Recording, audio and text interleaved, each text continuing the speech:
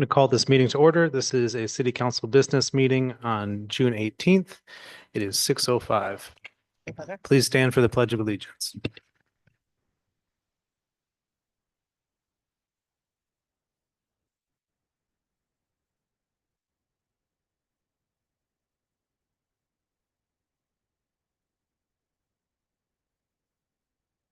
Will the clerk take the roll? Councilmember Murray, Councilmember Present. Middleton, Councilmember Kavanaugh, Present. Councilmember Matavetsky is absent, Councilmember Rathmel, Present. and Councilmember Hotchkiss. Present. Excuse me, President Pro Tem Hotchkiss. Councilmember Dundon is also absent. Moving on to approval of the minutes. Do I have a motion to approve the minutes? I'll make the motion. I'll second. The motion and the second. Is there any discussion? Seeing none. All in favor? Is there any opposed? Okay, the motion passes and the minutes are approved. We'll move on to reports from the committees and appointments.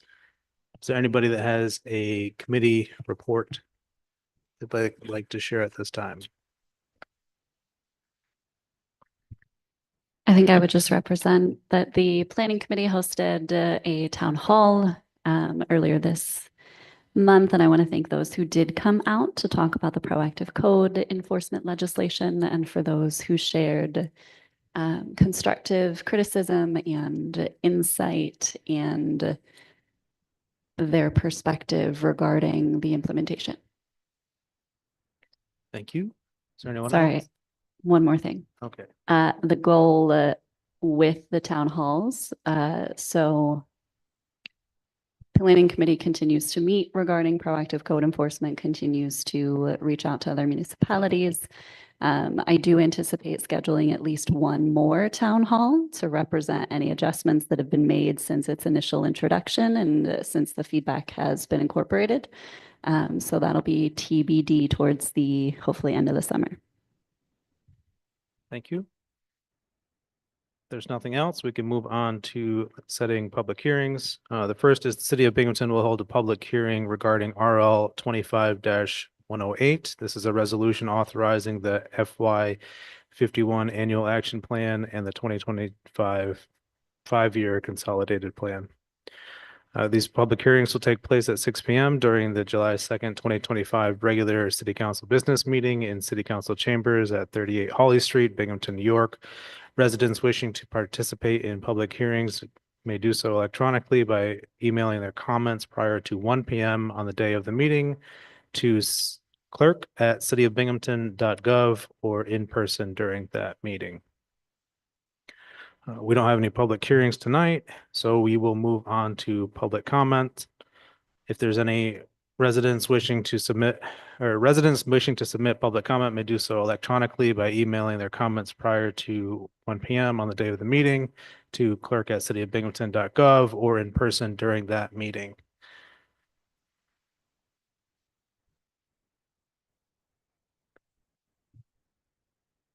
Let's state your name, whether you live and work in Binghamton. My name is Elaine. I live in Binghamton and I do not work. Now I'm going to talk Thank you. about what I like. Last weekend lifted my spirits up a lot. I mean, a lot. I was deeply crushed, but what happened last weekend made a huge impact on me. Nationwide, people came out and protested in every city. Binghamton, they were flooding the lawn of state court. So yes, there are people who pay attention to city council the next day and all the cities to see who's coming forward and doing the public comments. I'm proud of those protesters because they're listening.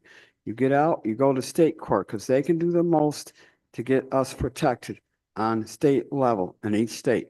Because unfortunately, we're not allowed to vote in the federal. We should be allowed to be able to vote in the federal nationwide, and we're not. And that's just, it's not fair to us at all.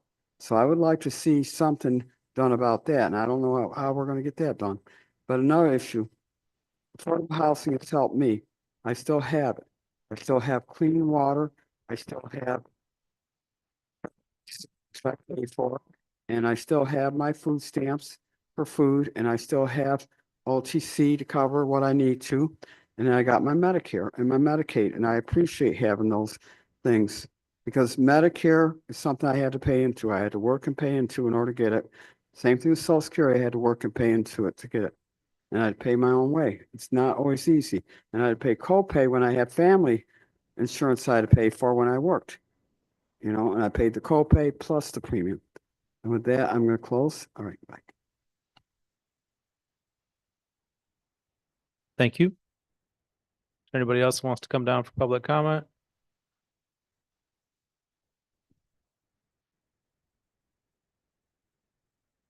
You please state your name and whether you live and work in Binghamton. You gotta press the button. Thank you. But okay. My name's Randy. I live in Binghamton. Like I haven't heard this mentioned, but there is a huge housing crisis like going on in Binghamton, and not just Binghamton, but I'm pretty sure pretty much all in Broome County. And there's like a lot of homeless people in the streets who have nowhere really to go and no housing, and they have to stay in like these homeless shelters. And it's like uncomfortable for them. So it's like, you know, what's going to be done about all this housing crisis that's been going on? Because like everybody talks about code enforcement and how praise the college kids and all these things, but nobody's really mentioning like the poor people, like the homeless people that have nowhere to go really. And it's like, I only heard it mentioned one time, like on the news but other than that, you know, what's really going to be done? Because it's like, there's a huge housing crisis that's been going on. And it's not just that like tearing down buildings, it's like there is no housing. It's like this city and the county is like trying to give all this glory to the college kids and praising them, but where's the housing for the poor people or the homeless people? That's the confusing and complex part, because it's like a lot of these people, they come down here, they criticize, they have their voices heard, but where's all the housing for these people that are in the streets? You know, that's really scary, because it's like they have nowhere to go really, other than what? 42 Shenango or the Y. And so I think that the huge problem with what's going on in this city isn't just that it's a code enforcement thing. It's the fact that there's all these slumlords who don't want to repair nothing. And then they want to give glory and, you know, put it under the rug by renting out to college students, and then making more homeless population and making more of a problem out of the housing crisis. And that's the way that a lot of people see it. It's like there's this huge like collapse of all the housing, you know. And I mentioned this like to somebody like a couple of weeks ago. Well, it's not, there's this huge collapse of housing for people because everybody's giving glory to the college students.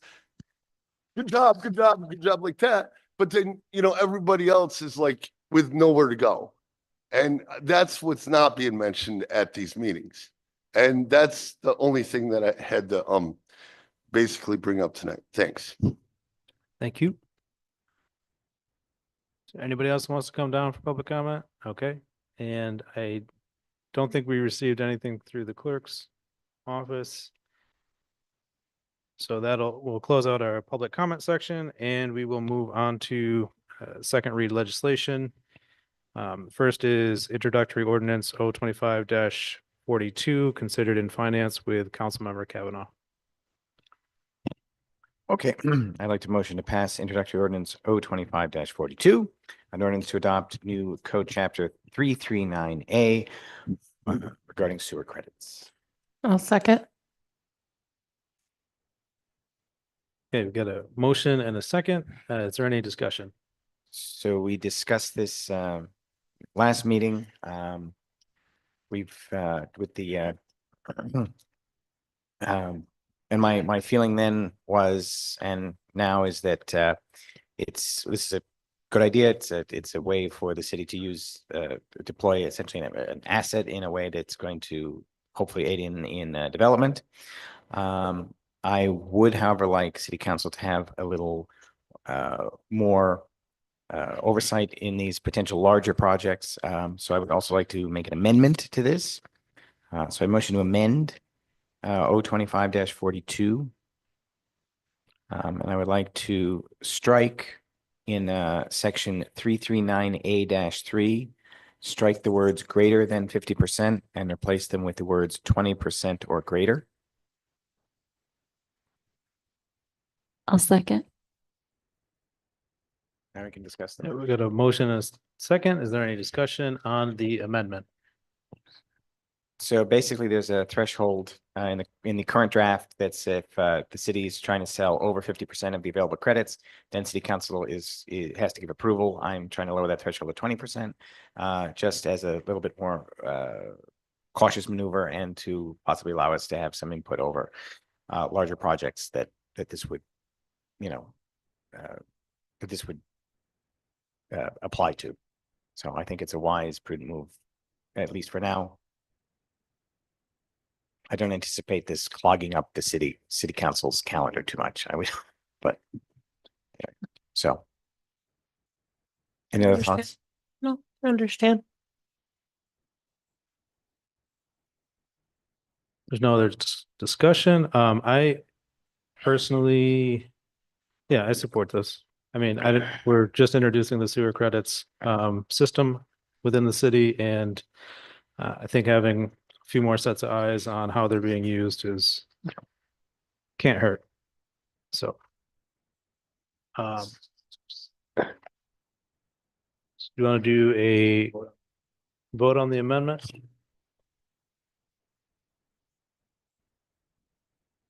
Councilmember Matavetsky, Aye. Councilmember Rathmel, Aye. Councilmember Kavanaugh, Aye. Councilmember Middleton, Aye. Councilmember Murray, Aye. Council President Pro Tem Hotchkiss. Aye. Thank you. That is 6-0. Okay, the amendment passes. Do we have a motion to? Okay. Do we have to do a motion to approve as amended? I think really state that the vote is on the ordinance as amended. Okay,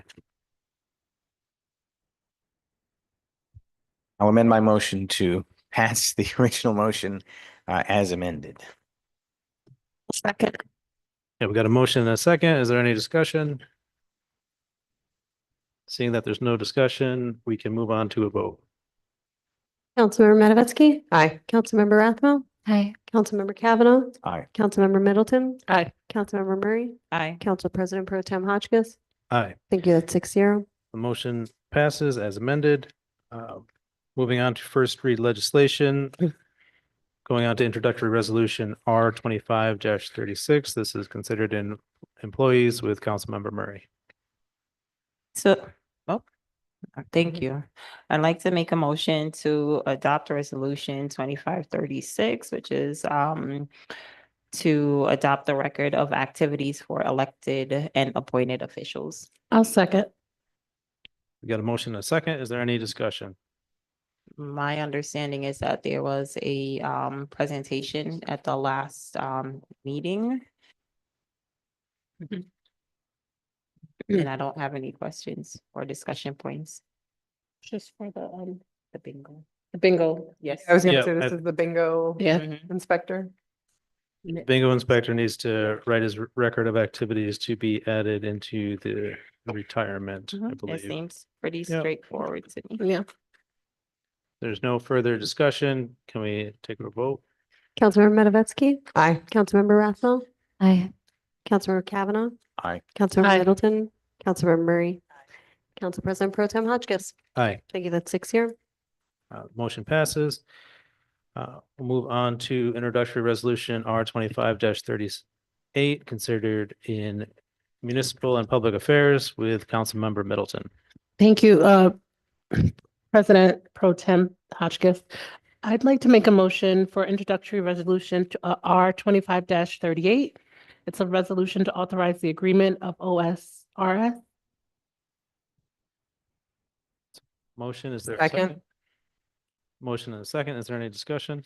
So basically, this is just a resolution for us to accept money from from Broome County under the New York State Greater Grant for the Deco Arts.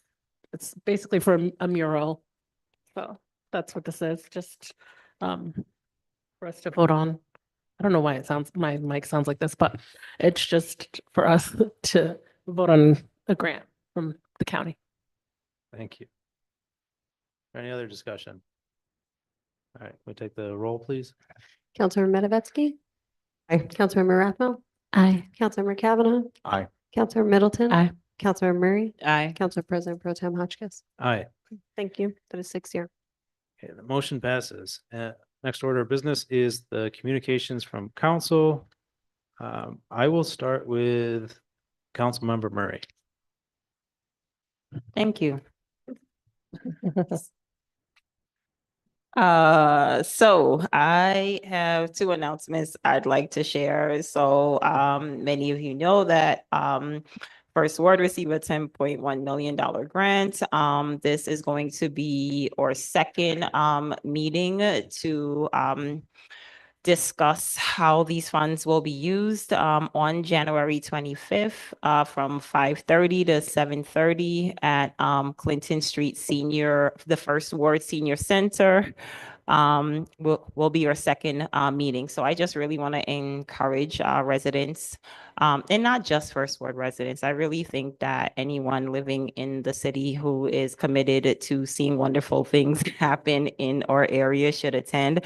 I realize that many folks did not realize that this meeting is open to the public. So I just want to make sure that I'm using this opportunity to express that to them.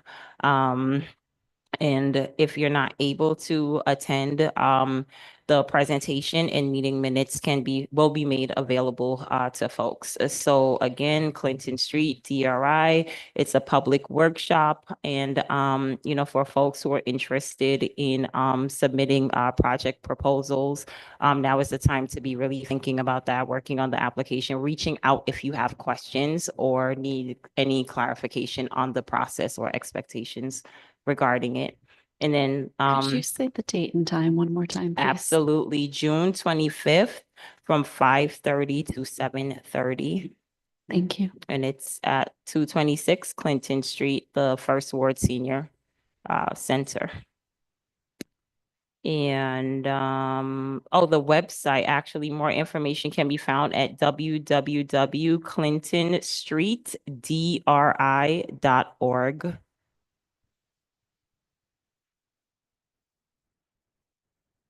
And the second announcement is for the neighborhood watch meeting, which is the second Tuesday of every month. So I'll just continue to encourage folks to attend those meetings to be able to share any concerns that they are having within their neighborhoods. And that's also held at the senior center at 6:30. That's it. Thank you. Thank you. Councilmember Middleton. Okay. Got a few things. I would say first, today was a very busy day for me. I got a chance to watch my nephew graduate from pre-K. It was really good. I was there with Councilmember Hotchkiss. But I got to do that. I got to watch my daughter and her end of the school year play. But just to say those things, school is ending. I would encourage everyone, especially on the west side, there will be kids out playing and walking and doing anything. Please be mindful of the speeding limit. Make sure you are stopping at stop signs and just keep an extra eye out with the kids being done with school. So that's one thing I would say. Also on Saturday or this weekend, I had the privilege of my daughter being a part of the Fuse 18 years of them having the Fuse. And I presented a proclamation on behalf of City Council, and Hadassah was also there. So that was pretty awesome to be there to give an award to her district for her. Last but not least, we are not having any West Side neighborhood meetings for the summer, but I do intend to have at least 2 neighborhood cleanups. So just keep an eye out for that for July. Thank you. Thank you. Oh yeah. Let me bring Oh, let me bring that up too. Yes, tomorrow at 11 a.m., there is the Juneteenth flag raising at City Hall. So all are welcome. I think we're going to give a proclamation too, I think, right? Oh, yay, thank you. Okay. So yeah, we're going to give a proclamation on behalf of us at City Hall. So if you have a moment, please stop by for the ceremony. Thank you. Thank you. Moving on to District 3, Councilmember Kavanaugh. Good, thank you. Thank you. And moving on to District 5, Councilmember Matavetsky. All right.